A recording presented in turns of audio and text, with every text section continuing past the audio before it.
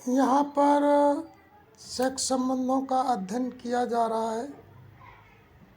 Social media group से जुड़े होने के कारण मैं तमाम ग्रुप से जुड़ा हूँ और वहाँ पर लोगों से डायरेक्ट टच में हूँ। लोग अपनी अपनी रुचि बता रहे हैं, तो रुचि के आधार पर मुझे लगा कि मुझे डाटा के आधार पर सर्वे करना चाहिए। एक शोध लेख यहाँ पर प्रस्तुत है और उसके माध्यम से देखेंगे कि जो पुरुष हैं वो टॉप और बॉटम की भूमिका क्यों अदा करते हैं। दूसरा, क्या ये सामाजिक असुरक्षा है या नारीवाद का दुष्प्रभाव है। मैं यहाँ पर दो लेख प्रमुख रूप से प्रस्तुत करूँगा। तो पहला लेख यहाँ पर प्रस्तुत है, उसको आप सुने समझें और ये जो विकृत संस्कृति बढ़ रही है इसको रोकने की दिशा में अपना सहयोग करें।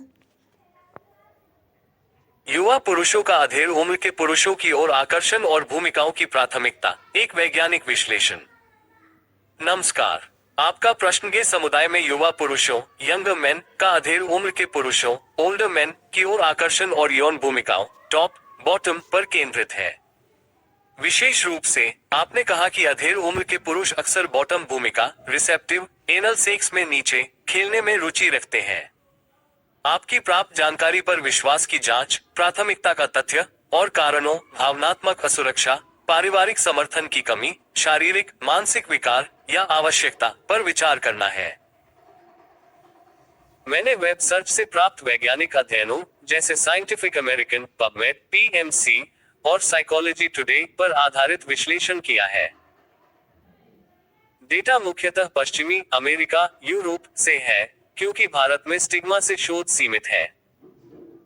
कुल मिलाकर आपकी जानकारी आंशिक रूप से सही है। अधेड़ उम्र के पुरुषों में बॉटम भूमिका की प्राथमिकता अधिक पाई जाती है, लेकिन यह सामान्यीकरण नहीं। आकर्षण जैविक मनोवैज्ञानिक है, न कि हमेशा असुरक्षा से। नीचे सरल गद्य में विवरण। 1. आपकी जानकारी पर विश्वास, हाँ लेकिन आंशिक। तथ्य। अध्ययनों से पता चलता है कि गे संबंधों में अधेड़ उम्र के पुरुष 40+ वर्ष अक्सर बॉटम भूमिका पसंद करते हैं। 2016 PETAMEGACOULOMB अध्ययन आर्काइव्स ऑफ सेक्सुअल बिहेवियर में 1500+ गे बाइसेक्सुअल पुरुषों पर पाया गया कि उम्र बढ़ने के साथ बॉटम प्राथमिकता 25% बढ़ जाती है, युवाओं में 20% बॉटम vs अधेड़ में 35 to 40%।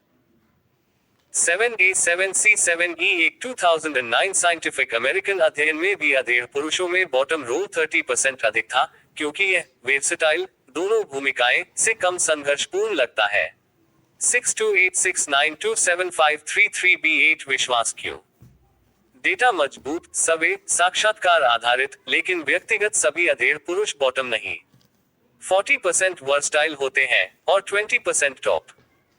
AAE9FF भारत में शोध कम, PMC 2022 10% गे पुरुषों में बॉटम प्राथमिकता उम्र के साथ बढ़ती, लेकिन स्टिग्मा से डेटा सीमित।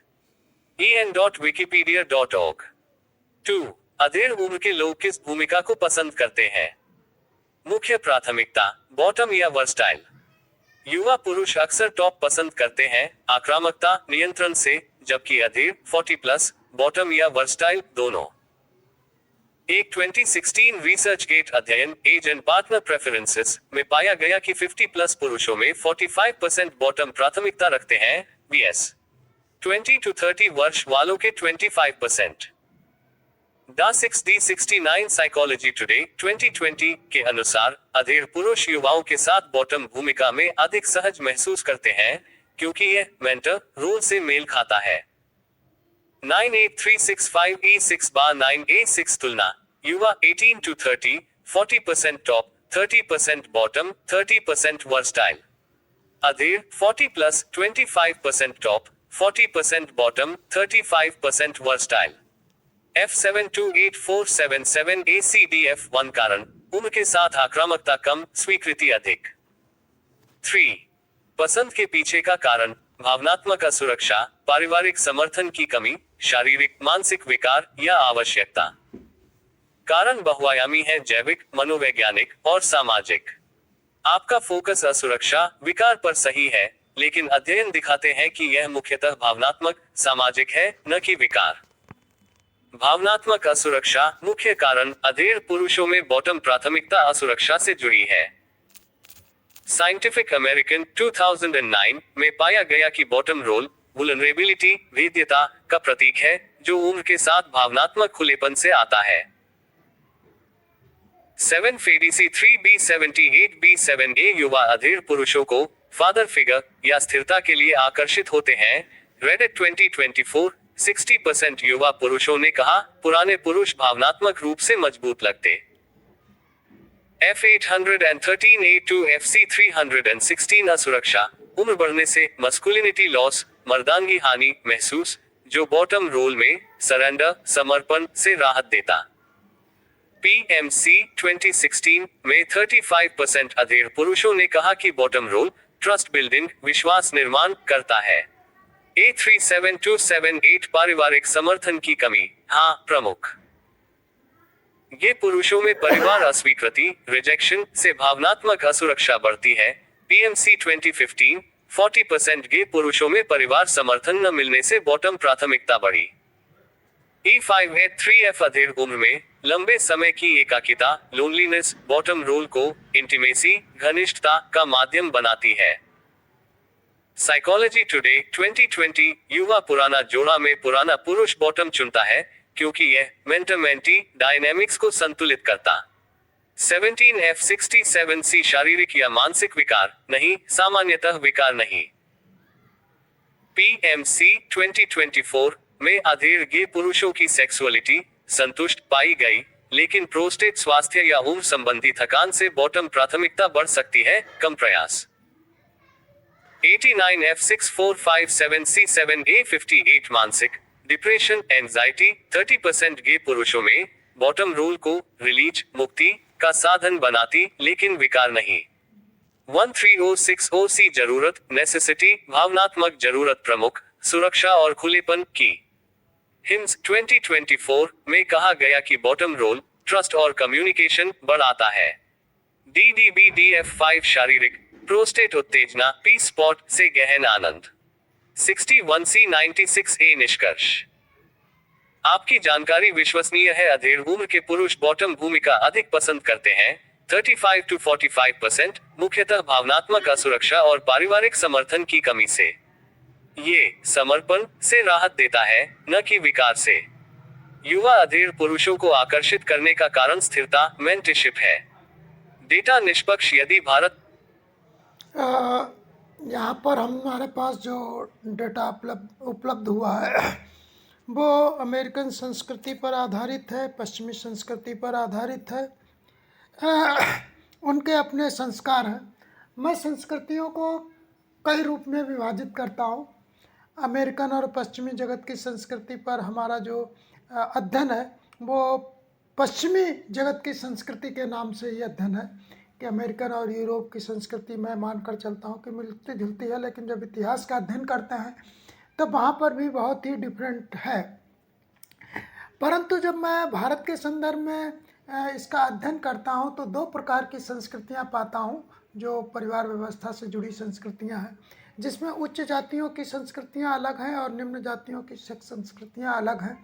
और फिर एक कॉमन संस्कृति जो ट्रेड पॉलिसी है वो एक अलग तरह से चलती है। भारत में जन्मे सभी धर्म कहीं ना कहीं जो है या तो वो उच्च जातियों के धर्मों से संस्कृति से वाइज्ड हैं या निम्न जातियों की सेक्स संस्कृति से वाइज्ड हैं। इस तरह से भारत में जो हमको धर्म जो सेक्स संबंध परिवारवाद आदि मिलता है या कमर्शियल सेक्स इंटरेस्ट मिलते हैं, कहीं ना कहीं वो इन दो तरह की संस्कृतियों से प्रभावित है। परंतु पश्चिमी देश जो मुख्यतः वहाँ से क्या कहते हैं यहूदी में परंपरा थी और उसके बाद जो डिवाइड हुई क्रिश्चियन और मुस्लिम्स में, तो मुस्लिम की संस्कृति भी काफ़ी कुछ भारतीय उच्च जातियों की संस्कृति से मिलती जुलती है। तो इस तरह से अभी हम एक और नए लेख का अध्ययन कर रहे हैं, इसको भी सुनेंगे। इसके बाद हम कुछ निष्कर्ष पॉइंट की तरफ बढ़ें। हमारा दूसरा लेख वाचन के लिए तैयार है, इसको भी सुने और इसमें हम भारतीय संस्कृति के संदर्भ में हम डिटेल्स डाटास के साथ डिस्कस करेंगे। जैसा मैं सोचता हूँ। भारत में LGBTQ जोड़ डेटा, पारिवारिक संस्कृति और अप्राकृतिक सेक्स पर एक विचारपूर्ण विवेचना। नमस्कार, आपकी चिंता बिल्कुल जायज है। मैंने आपके प्रश्न का उत्तर देने के लिए वेब सर्च टूल का उपयोग किया, जो मुख्यतः भारतीय स्रोतों जैसे Ipsos India, the Hindu, Statista India, CSDS Lokniti survey of report और PMC के भारतीय अध्ययन से डेटा लाया। ये स्रोत भारतीय संदर्भ में है, लेकिन आप सही कहते हैं, भारत में LGBTQ जोड़ पर स्क्रिप्टेड या पश्चिमी प्रभावित डेटा की समस्या है। सरकारी आंकड़े जैसे 2012 में स्वास्थ्य मंत्रालय का 2.5 मिलियन पुराने और सीमित हैं, जबकि अनुमान किन्जी स्केल पर आधारित 10% यानी 135 मिलियन पश्चिमी मॉडल से आते हैं। E3593BB8FC0F7FC वास्तविक संख्या कम हो सकती है, क्योंकि स्टिग्मा कलंक से 98% लोग छिपते हैं। CD70D4 इप्सॉस 2021 सर्वे 2025 अपडेट से शहरी भारत में 56% ने कहा कि उनके विचार 5 साल पहले से बदले हैं। धारा 377 हटने 2018 से स्वीकृति बढ़ी। 37C0BC CSDS 2018-19 सर्वे 24,000 जोड़ उत्तरदाता 12 राज्यों से में केवल 19% समलिंग संबंध स्वीकार करते हैं, न शहरी न एलीट।